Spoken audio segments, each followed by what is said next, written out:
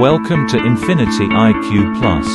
Hello students, welcome back. नमस्कार, स्वागत है आपका चैनल में इन्फिनिटी IQ प्लस में। आज का हमारा ये वीडियो लेक्चर है class 10 chapter 2 acid basis and salt के NCERT सॉल्यूशन पे।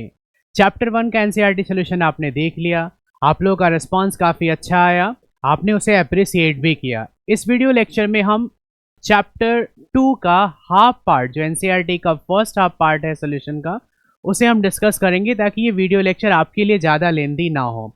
एसिड बेसिस एंड सॉल्ट के सॉल्यूशन को स्टार्ट करने से पहले मैं आपको सजेस्ट करूंगा कि आप चैप्टर 1 और कार्बन एंड कंपाउंड के जो वीडियो लेक्चर हैं जो ऑलरेडी पोर्टल पे अवेलेबल हैं, उसका लिंक मैंने डिस्क्रिप्शन में दे दिया, उन वीडियो को आप ज़रूर गो थ्रू करें। तो चलिए स्टार्ट करते हैं। एसिड बेसिस एंड सॉल्ट में जो क्वेश्चन होंगे वो ज़्यादातर MCQ बेसिस पे होंगे और कुछ ऐसे भी हैं जो डिस्क्रिप्टिव हैं।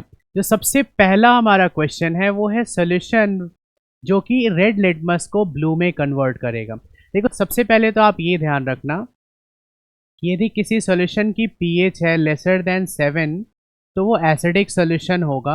और एसिड करता क्या है, अभी यहाँ जो क्वेश्चन है red litmus to blue, actually acid क्या करता है, ब्लू लिटमस को रेड में कन्वर्ट करेगा। जैसे ये ब्लू है, मान लो ये रेड कलर है, this is blue and this is red, तो ये ब्लू को रेड में ले जाने का काम कौन करता है, एसिड। और बेस जस्ट ऑपोजिट करेगा, वो रेड टू ब्लू, वो होंगे बेसिस। ये इनका लिटमस एक्शन है। और बेस का pH क्या होता है, ग्रेटर देन 7, तो वो क्या होंगे, bases. Solution turns red litmus to blue, blue to red आता तो एसिड, और रेड टू ब्लू आ रहा है तो हम क्या लिखेंगे, बेस। और बेस का pH क्या होना चाहिए, 7 से ग्रेटर। तो आप सब देखोगे यहाँ कि जो 4 ऑप्शन गिवन है उसमें सिर्फ एक ही ऑप्शन है जिसमें pH 7 से ग्रेटर है, तो आप इसे टिक कर लो। बाकी सब एसिडिक सॉल्यूशन को शो कर रहे हैं और एसिडिक सॉल्यूशन का pH क्या होता है, 7 से कम होगा, और वो करते क्या है, ब्लू लिटमस को रेड में कन्वर्ट करेंगे, राइट। नेक्स्ट क्वेश्चन है हमारा, a solution reacts with crust egg shell to give a gas that turn lime water milky. Lime water को मिल्की कौन सा गैस बना सकता है, CO2 गैस, राइट, क्योंकि यही बाद में क्या प्रोड्यूस करेगा, CaCO3 प्लस H2O, लाइमस्टोन या मार्बल। तो जब आप क्रस्ट एग सेल को रिएक्ट कराओगे HCl के साथ तो CO2 गैस रिलीज होगा, और वो CO2 क्या करता है, लाइम वाटर को मिल्की बनाने का काम करेगा। मिल्की क्यों बनेगा लाइम वाटर, क्योंकि कैल्शियम कार्बोनेट जिसे हम लाइमस्टोन बोलते हैं या मार्बल, ये चूना जल जो है लाइम वाटर, उसको हम मिल्की बनता हुआ देखेंगे, राइट। नेक्स्ट क्वेश्चन है हमारा, इफ 10 ml, ध्यान दीजिएगा ये एक शॉर्ट न्यूमेरिकल है, 10 ml of a solution of NaOH is found to be completely neutralized by 8 ml of given solution. 10 ml को कितना चाहिए न्यूट्रलाइजेशन के लिए, 8 ml of given solution of HCl। ये सॉल्यूशन NaOH की है। जब एसिड और बेस आपस में रिएक्ट करते हैं तो सॉल्ट एंड वाटर प्रोड्यूस होता है, और इस प्रोसेस को हम क्या बोलते हैं, neutralization. When an acid react with a base, salt and water are produced and the process is called neutralization. तो 10 ml NaOH को न्यूट्रलाइज कितना HCl कर रहा है, 8 ml। If we take 20 ml of the same solution of NaOH, यदि हम इसको 10 की जगह 20 ml कर दें तो अमाउंट ऑफ HCl कितना चाहिए इसको न्यूट्रलाइज करने के लिए। तो देखो 10 के लिए 8 ml, तो यहाँ आपने डबल किया तो इसे भी आप क्या करोगे, डबल। अब कितने ml HCl की रिक्वायरमेंट होगी, 16 ml। क्या हमारे ऑप्शन में 16 ml है, यस। तो ये न्यूट्रलाइजेशन पे बेसिक सिंपल MCQ क्वेश्चन है। आई होप आपको ये समझ आ गया होगा। Which of the following types of medicine is used in the treatment या ट्रीटिंग इंडाइजेशन, इंडाइजेशन, एसिडिटी, किसी भी टाइप का क्वेश्चन है। देखो, एसिडिटी के 2 मेन रीजन है, ओवर फास्टिंग या ओवर ईटिंग। यदि कोई पर्सन बहुत ज़्यादा फास्ट कर रहा है तो आपको तो पता ही है कि हमारा जो डाइजेशन का मैकेनिज्म है, टाइम टू टाइम HCl हमारे स्टमक में सिक्रेशन होता रहता है, और आप खाना ही नहीं खा रहे हो तो उसके HCl के इफेक्ट के कारण भी क्या होगा, एसिडिटी आएगी। और एसिडिटी एडवांस स्टेजेस में अल्सर का रूप ले सकता है जो लाइफ थ्रेटनिंग है। ओवर ईटिंग से भी क्यों होता है एसिडिटी की, जो भी चीज़ें हम खाते हैं most of them are acidic, और एसिडिक चीज़ें खाओगे और डाइजेशन प्रॉपर नहीं हुआ तब भी एसिडिटी होगी। तो इनडाइजेशन के लिए जो मेडिसिन हम यूज़ करते हैं वो क्या होता है, एंटासिड। और एंटासिड के कुछ एग्जांपल मैं बता देता हूँ, जैसे milk of magnesia, aluminium hydroxide, जैसे इनो वगैरह आप पीते हो उसमें इनका मिक्सचर होता है, ये बेस एसिडिक लेवल को न्यूट्रलाइज कर देते हैं। और पुराने ज़माने में यूज़ क्या होता था, खाने वाला सोडा NaHCO3, ये भी ट्रेडिशनली काफ़ी यूज़ हुआ, लेकिन इसमें प्रॉब्लम था कि यदि आप ये ज़्यादा क्वांटिटी में ले लोगे तो स्टमक आपका अल्कलाइन हो जाएगा, बेसिक हो जाएगा, जिससे और ज़्यादा एसिडिटी होगी। तो सबसे ज़्यादा सेफ क्या है, ये मिल्क ऑफ मैग्नीशिया का सस्पेंशन विद एल्यूमिनियम हाइड्रोक्साइड, ये पीएच को न्यूट्रलिटी से ऊपर लेके नहीं जाएगा। जबकि एंटीबायोटिक्स का यूज़ माइक्रोबायल ग्रोथ को रोकने के लिए होता है, एनाल्जेसिक्स और पेन किलर। और एंटीसेप्टिक क्या होता है, बॉडी पे कुछ कट या वाउंड्स होते हैं तो ऊपर आप एंटीसेप्टिक क्रीम लगाते हो, like Dettol, Savlon, Boroplus etcetera, right. तो जहाँ भी इंडाइजेशन की बात करेंगे, इसकी ट्रीटमेंट के लिए जो मेडिसिन आएगा वो क्या होगा, एंटासिड। मार्केट में ऐसे कई एसिडिटी रेगुलेटर या एंटासिड अवेलेबल हैं डिफरेंट डिफरेंट फ्लेवर्स में। Next, right word equation and then balance equation for the reaction taking place when dilute sulfuric acid react with zinc granules। बहुत सिंपल से reaction है ये सब। देखो, जिंक की ट्रीटमेंट हमने किसके साथ किया, डाइल्यूट सल्फ्यूरिक एसिड के साथ। तो जिंक क्या करेगा, इससे हाइड्रोजन को डिस्प्लेस करके खुद का क्या बना लेगा, सल्फेट, और H2 गैस यहाँ से क्या हो जाएगा, रिलीज, H2 गैस के फॉर्म में इवॉल्व हो जाएगा, राइट। सिंपल डिस्प्लेसमेंट रिएक्शन है। Dilute hydrochloric acid is reacted with magnesium ribbon, magnesium ribbon dilute hydrochloric acid, क्योंकि मैग्नीशियम की वैलेंसी 2 है, ये खुद क्या बनाएगा, MgCl2, बैलेंसिंग के लिए आपको 2, और यहाँ भी H2 गैस क्या हो जाएगा, रिलीज। ये जितने भी एक्टिव मेटल्स होते हैं लाइक जिंक, मैग्नीशियम, एल्यूमिनियम, ये सब हाइड्रोजन को डिस्प्लेस करेंगे जब आप एसिड से इनकी ट्रीटमेंट करोगे। थर्ड है dilute sulphuric acid react with aluminium powder. फिर सेम आपको जाना है, जैसे मैग्नीशियम जिंक ने डिस्प्लेस किया हाइड्रोजन को, ये भी वही काम करेगा, बस बैलेंसिंग पे थोड़ा ध्यान देना होगा आपको। Al plus H2SO4 gives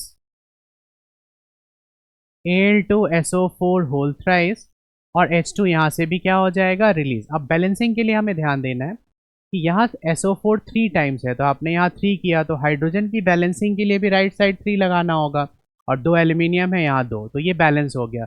सभी मेटल जो रिएक्टिव है, जिनकी रिएक्टिविटी हाइड्रोजन से ज़्यादा है, वो एसिड से हाइड्रोजन को डिस्प्लेस करने का काम करेंगे और खुद अपना एक सॉल्ट बना लेंगे। लास्ट है dilute hydrochloric acid react with iron filling, iron filling, iron powdered form में है, आयरन फिलिंग ज़्यादा रिएक्टिव होगा। इसकी ट्रीटमेंट भी आप 2HCl से कराओ, ये डाइल्यूट है तो ये खुद क्या बना लेगा, FeCl2। अभी Fe की वैलेंसी क्या लिया गया है, 2, तो इसे आप क्या पढ़ोगे, फेरस क्लोराइड, और यही वैलेंसी 3 होता तो हम क्या करते, फेरिक क्लोराइड। तो सभी मेटल क्या कर रहे हैं, एसिड से हाइड्रोजन को डिस्प्लेस कर रहे हैं। ये एक डिस्प्लेसमेंट रिएक्शन का एग्जाम्पल हो जाएगा। नेक्स्ट हमारा क्वेश्चन है कंपाउंड सच एज अल्कोहल। अब अल्कोहल का मतलब सिर्फ इथेनॉल नहीं, कुछ भी हो सकता है, मिथेनॉल CH3OH, इथेनॉल C2H5OH, या ग्लूकोज C6H12O6, इनके अंदर भी हाइड्रोजन प्रेजेंट होता है, राइट।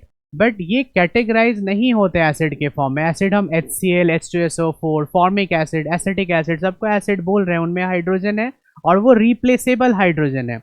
जो एसिड की हम बात कर रहे हैं HCl, H2SO4, वो अपने एक्वस सोल्यूशन में H+ लूज करते हैं, जबकि इनका H+ लूज होता नहीं है। Describe activity to prove it. देखो सिंपली कोई अल्कोहल आपने लिया लाइक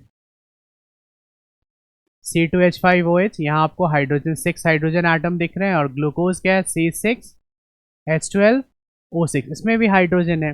बट क्या ये रिप्लेसेबल है, क्या ये कंपाउंड अपने एक्वस सोल्यूशन में H+ रिलीज करेंगे, तो नहीं रिलीज करेंगे, and hence they are not regarded as acid. Proof करने का सिंपल तरीका है कि आप एक सेल सेटअप कर लो और उसमें एज इलेक्ट्रोलाइट इन्हीं का सोल्यूशन ले लो। सेल सेटअप किया, सर्किट कंप्लीशन के लिए बैटरी की यहाँ पे एक बल्ब लगाएंगे और चेक करेंगे कि क्या इनके एडिशन पे एज अ सॉल्यूशन, ये दोनों एनोड कैथोड हैं, +1 माइनस, एनोड कैथोड, ये कॉमन नेम हो जाएगा इनका इलेक्ट्रोड। और यहाँ जो हमने सॉल्यूशन लिया हुआ है, सॉल्यूशन में आपको क्या करना है, बारी बारी से एक बार आप ले लोगे C2H5OH एक्वस, और दूसरी बार हम लेंगे C6H12O6 एक्वस। हमें क्या करना है, एज इलेक्ट्रोलाइट बारी बारी से इथेनॉल और C2। यदि ये कोई एक्चुअल इलेक्ट्रोलाइट होता, यदि यहाँ जो इलेक्ट्रोलाइटिक सॉल्यूशन यहाँ मेंशन किया गया है, they are called electrolytic solution और इलेक्ट्रोलाइट, यदि इसकी जगह पे आपने AgNO3 लिया होता तो ये प्लस माइनस में डिसोसिएट होगा। HCl लिया होता एक्चुअल एसिड, प्लस माइनस में डिसोसिएट होगा। H2SO4 लिया है, ये भी प्लस माइनस में डिसोसिएट होगा। कोई बेस लोगे NaOH, वो भी प्लस माइनस में डिसोसिएट होगा। But in aqueous solution means water solution, तो जब आयनिक डिसोसिएशन होगा तो सर्किट पूरा कंप्लीट हो जाएगा और ये बल्ब ग्लो करने लग जाएगा। बट यही केस आप इथेनॉल के केस में, आपने पहले इथेनॉल का एक्वस सोल्यूशन लिया, वो बल्ब ग्लो करता हुआ नहीं दिखेगा, मतलब सर्किट कंप्लीट नहीं हो रहा है, H लूज नहीं कर रहा है, तो फिर ये नॉन इलेक्ट्रोलाइटिक बिहेवियर शो कर रहा है।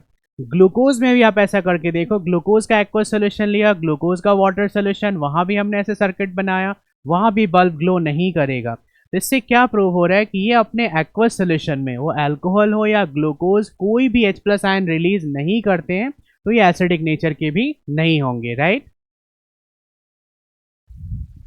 Next, why does distilled water, एक होता है demineralized water, mineral water. Distilled water में कोई मिनरल, कोई एसिड बेस सॉल्ट होता ही नहीं है, तो ये इलेक्ट्रिसिटी कंडक्ट नहीं करेगा, कोई आयन ये फॉर्म नहीं करेगा। जबकि रेन वाटर, जब बारिश का पानी हमारे अर्थ की तरफ आएगा तो अर्थ के एटमॉस्फेयर में CO2 गैस है, CO2 गैस के साथ रेन वाटर कंबाइन होके एक एसिड बनाता है कॉल्ड H2CO3, कार्बोनिक एसिड।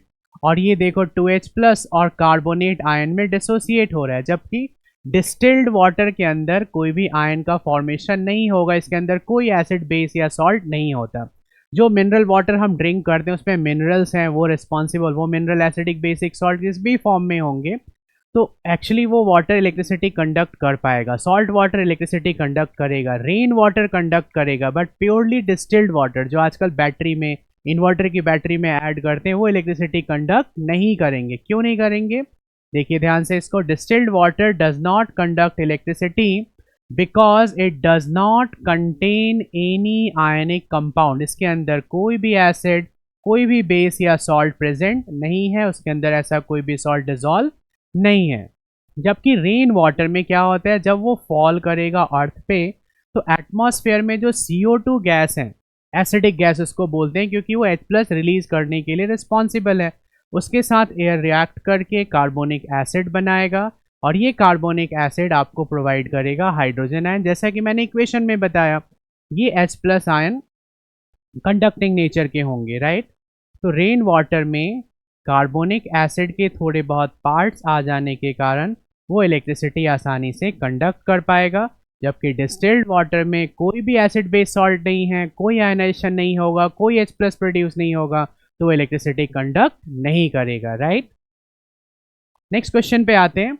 हमारा नेक्स्ट इंपॉर्टेंट क्वेश्चन है NCERT बैक एक्सरसाइज से, why do acids not show acidic behaviour in the absence of water. अब देखो एसिड, जैसे आप ध्यान देना कि HCl गैस कहीं लिखा हो तो इसको आप नॉर्मली क्या पढ़ोगे, हाइड्रोजन क्लोराइड गैस। लेकिन जब यही HCl एक्वस हो जाए, एक्वस मतलब वाटर सोल्यूशन, वाटर में जाते ही ये कंपाउंड H+ लूज करने लग जाएगा, तो इसे हम बोलेंगे हाइड्रो क्लोरिक एसिड, क्योंकि अब ये प्लस माइनस में डिसोसिएट इजीली हो पाएगा। कोई भी एसिड हो या कोई भी बेस हो, यदि वो सॉलिड फॉर्म में है या जिस भी फॉर्म में है, एक्वस सोल्यूशन में नहीं है, तो उसकी टेंडेंसी नहीं होगी H+ लूज करने की, या बेस की टेंडेंसी नहीं होगी OH- लूज करने की। तो एसिडिक बिहेवियर कब आएगा एसिड में, जब उसमें H+ आयन होंगे, और वो H+ आयन एक्वस सोल्यूशन में ही फॉर्म होगा। The acid produces hydrogen ion only in the presence of water. HCl gas लिखा है, हाइड्रोजन क्लोराइड, ये H+ प्रोवाइड नहीं करेगा, एक्वस सोल्यूशन में जाते ही H+ प्रोवाइड करने लग जाएगा। तो show in the absence of water an acid will not form hydrogen ion and hence will not show any acidic behavior. कोई भी आप एसिड ले लो, आप HBr गैसियस फॉर्म में, इसे हाइड्रोजन ब्रोमाइड हम गैस बोलेंगे, बट एक्वस सोल्यूशन में जाते ही ये H+ रिलीज करने लग जाते हैं और H+ रिलीज होगा तो इनमें नेचर क्या आ जाएगा, एसिडिक, राइट। गैसियस फॉर्म में हो या सॉलिड फॉर्म में होंगे तो कोई एसिडिटी वो शो नहीं करेंगे क्योंकि H+ रिलीज ही नहीं होगा। एक्वस सोल्यूशन में जाते ही H+ एक्वस का फॉर्मेशन होगा और उनको तब आप एसिड बोल सकते हो। वीडियो ज़्यादा लेंदी नहीं हो इसलिए मैंने इसको 2 पार्ट में स्प्लिट कर दिया। एसिड बेस सॉल्ट के फर्स्ट वीडियो में हमने क्वेश्चन नंबर 9 तक कवर किया, क्वेश्चन नंबर आई गेस 8 तक कवर किया, और नेक्स्ट वीडियो में हम इसको पूरा ही एंड करेंगे और 2 पार्ट में आप इसको अच्छे ढंग से समझ भी पाओगे। आई होप आपको ये वीडियो लेक्चर बहुत अच्छे ढंग से समझ आ गया होगा। चैप्टर के अंदर कोई और क्वेश्चन है, किसी टॉपिक में आपको डाउट है तो आप कमेंट सेक्शन में हमें ज़रूर बताइए। वीडियो को ही एंड करते हैं। Thanks for watching and all the best. Follow and subscribe us for more.